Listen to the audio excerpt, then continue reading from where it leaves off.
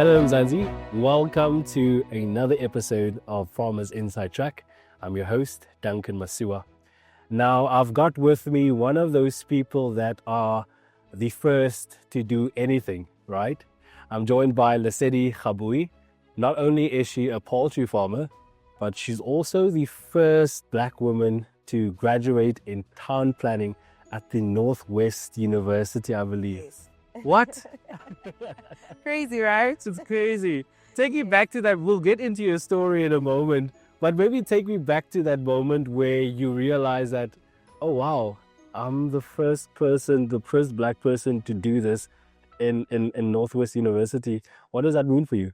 Sure. So I was studying at the Northwest University, and in our faculty building, there are pictures of all the graduates in the hallway. Yeah. So one day when I was walking through the hallway, I'm looking at those pictures and I realized I'm not seeing any African black women here. So I go to my lecturer, I'm like, Dr. Jervis, what's going on here? I'm not seeing any. Then he's like, oh my goodness, I think you're actually the first. I also realized at That point. But then I was like, how am I the first, if we had democracy 25 years ago from that time, and I'm the first first black woman to graduate in town and regional planning. Yeah. It's a bit crazy. It is. It was quite a crazy time for me. And I just thought about it. I was like, you know what? I'm very happy and I'm very privileged that I was the first to do it in this institution in the Northwest. Yeah. But my responsibility then becomes to keep the door open for more women like me who want to journey into the space that I'm in my profession. And not only are you keeping the door open for women in town planning, but also in the poultry industry. Yes. Lesedi poultry farming. Yes. Tell us a bit about that. What does that look like? So I'm a poultry farmer, poultry producer in Delareyville Northwest. I started with this journey in 2020. And I believe in women empowerment. So most of my employees at the farm are women. And I plan on empowering them. We're doing that right now. And I've got this plan that when they're with me, then they learn skills. I skill transfer so that maybe they can also go and start their own farms or, whatever they would like to start. So not only am I giving them employment, I'm also empowering them to go on and start their own thing and employ more young women. Yeah. Absolutely love it. Take us through your business. Who are your markets? When did you start? Maybe let's start there. When did you start farming poultry exactly? So I started in 2020. In 2020, I had not actually started physically. It was just a thought. In 2020, I was like, you know what? I would like to do this because when I was young, my grandfather used to make us feed chickens every morning. And we did it. I thought chickens only eat mealies, So he'd take a steel bowl and put the mealies in and go chick, chick, chick, chick. And the chickens would all come and you go chick, chick, chick, chick with all the mealies inside. And I used to enjoy that a lot. And I grew up around animals, At school, I always bring little rabbits, little birds. And my family always asked me, what's up with this, So beyond me being a town planner, then I was like, I like this poultry farming thing. Let me see, what's it about. I went into it and I told my grandmother, I was like, I want to do this poultry farming thing, Then she was like, yeah, do it. I'm here to help you with anything that you need. And we started with 50, And we did that 50. Little did I know that it's actually a lot of work. I was about to say, I'm just going to have chickens, give them mealies and be out. We're going to grow and then we're going to eat. No, there's a lot that goes into poultry farming, your biosecurity, the environment that they're in, and the nutrition. So it's not just the mealies. You have a starter, you have a grower, you have a finisher. And you can't just give them. You have to measure all the feed you give them so that you have your desired weight after 6 weeks for your market. So then we started with that. But then the 50 died because I didn't know what I was doing. The environment was wrong. It rained a lot at the time and they were in a little shack. There was no heat for them because chickens cannot, when they're still young, they cannot regulate their temperature. So I didn't know that at the time. So this is now back in 2020. 2020, yes. You are going, you obviously you have a passion for animals and you decide, okay, let me try poultry farming. Yeah. And you go into this completely blindfolded. No background information. The only background I know is that when you go chick, chick, chick, the chicks come and eat. That's all I knew. Crazy. Yeah. Obviously, that was quite It was a shock. a costly. It was costly. In farming, they call it school fees. So I paid. I paid school fees. My grand calls me. She's like, "Oh, darling, your chickens are all gone." I'm like, "What do you mean they're all So nonchalant, she said. I went there and I was like, what caused this? So then I went back to the drawing board. I went to school. I did a course in poultry farming. And that's when I learned that you actually need to vaccinate. The temperature of the house needs to be right, all these things. And what your market needs, you need to learn the market. Because chickens in the Northwest aren't the same price as in KZN. They differ. It also differs who is in the market, who are the role players in the market. Yeah. So then that's when I learned that, okay, let's take this as a serious business, because also my farm being in the rural areas, I'm catering to people that aren't earning as much. And protein is like chicken is a cheaper source of protein for them. Yeah. And I started taking it seriously. I'm like, I'm going to provide protein for my people. So let me put my foot in and be serious about it. 5 years later, school fees paid. You've obviously learned a lot of lessons along the way. What does your farming, your business look like currently?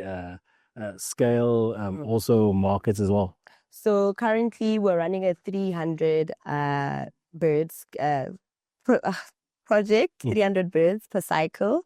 And my clients are mostly in the rural areas, in Delarevo, Atamelang, Madibogo, and the neighboring areas. We sell there, and we also have other ladies who are reselling for us. So we also supply them with the birds. Yeah. And we just started slaughtering recently. So now we also offer slaughtered chickens. Yeah. That's quite impressive. Yeah. With these kinds of conversations, it's always important for me that someone who wants to get into the space that you are and to operate at the scale that you are, that they are able to listen to this conversation and hopefully take from it and implement. What would you say right in the beginning of setting up a poultry business? What are some of the important steps that one has to do in order to be successful? You know what? Success looks different for all of us. But I think if you want to go into the poultry industry, make sure that you know what you do. Make sure what the industry entails. Go to school, get some sort of education on poultry farming, and, actually take time and go into the chicken coop, sit there and listen to the birds, because the birds will tell you what's wrong. If there's a problem with your birds, you'll definitely hear, oh no, man, there's a little breathing problem that I hear. They're not breathing the way I know them to breathe. So then you'll know that, you know what, there's something wrong. So learn the markets, study the field, study the birds as well. I mean, if you go there and it's stinky, nobody wants to stay in a stinky place, not even chickens. So if there's something wrong, you will definitely know. Be there, be hands-on, know that you're doing this for a bigger purpose, for a greater purpose, which is meeting the demand for poultry in South Africa. Yeah. You mentioned that your market is the local market, right? Yes. You sell to who exactly? The residents of the area. The consumers are the residents of the area, Delarevo and the neighboring towns. And we just started supplying shops now, like a local shop in the area. So that's why we started slaughtering, because most of the clients wanted slaughtered chicken. What goes into supplying a store? Because I know your packaging looks absolutely amazing. I saw the packaging. What goes into, successfully supplying a store and meeting the demand? So, Little creature. So what goes into that is you need to approach the store. They need to know that you are reliable. It's very important for you to be reliable. So at first, what I used to do is we just had 300 at once. But then within the 6 weeks, we didn't have chicken. And people were like, "Yes, I want chickens." So then I decided, you know what, let's build another house for them. But that project stopped because of financial reasons. But now we put in 100 at a time. So that now we know every 2 weeks, we always have chickens and there's always a supply from us. So in terms of going back to your question, you just go to the store. I just went to the store. Sometimes you just have to try your luck. Tell them what you do. Tell them you are Lesedi from Lesedi Poultry and you're selling chickens. You want to supply them.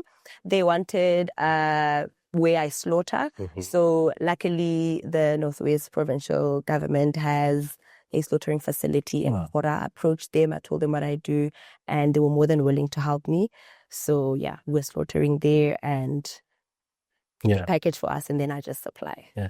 What's interesting for me about this entire conversation is that your surname is Gaabue, which is to not talk, but she's the most talkative person here.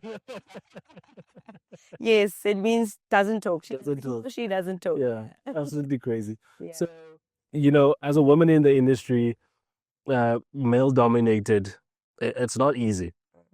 What has been some of your experiences and how were you able to navigate them? Sure. I always find myself in male-dominated industries. I don't even know how. Even town planning is a male-dominated industry. But, you know, it's very tough as a woman to go into this industry. First of all, they look at you and they're like, you're a farmer? I just got the nails and she's got the hair. And I'm like, can't farmers bath? I mean, you know, can't you just look good once? But it's quite difficult because at face value, they just like, how can you be a farmer? Do you even know like how to use a shovel or whatever? And most of the time when I post my videos, they're very shocked. Oh, you handle chicks? And I'm like, I'm a farmer. I'm producing chickens. But it's quite tough because they really don't take you seriously until they see the fruits of your work. But I've learned how to navigate all the challenges in that regard. Yeah. Yeah. What does the future look like for Lesedi Poultry in the next 10 years? The future for Lesedi Poultry, definitely going commercial. Would love to go commercial, definitely working on that. And man, women empowerment. That's all I want. We also want to open an institution where we train people how to handle poultry, how to grow poultry, and so forth and so on. So definitely going commercial and an institute. Yeah. Yeah. For someone who's listening to this conversation and they're watching us, what advice would you give to someone who wants to get into the poultry industry? Do it. Do it. You learn on the way. I don't even know everything about poultry. I'm pretty sure you can't know everything. So, but if you don't do it, then you'll never know. You'll never know.